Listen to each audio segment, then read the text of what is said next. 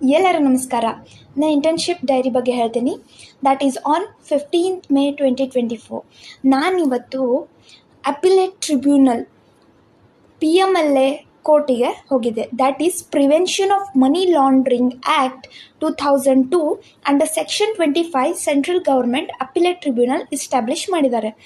ಈಗ money laundering cases ಏನಿರುತ್ತೆ, ಈಗ ರೇಡ್ ಮಾಡಿರ್ತಾರೆ, ರೇಡ್ ಮಾಡಿದ್ರಲ್ಲಿ ಆ ದುಡ್ಡು ಏನು ಬಂದಿರುತ್ತೆ, ಸೊ ಅದನ್ನು ಕನ್ಫಿಸ್ಕೇಟ್ ಮಾಡೋಕ್ಕೆ ಅಥವಾ ಅಟ್ಯಾಚ್ ಮಾಡೋದು, ಇದೆಲ್ಲ ಮಾಡೋದು PMLA court.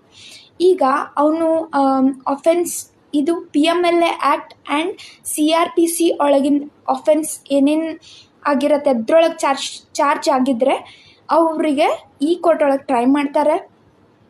And this is equal to sessions court and it can be also called a special court. Thank you.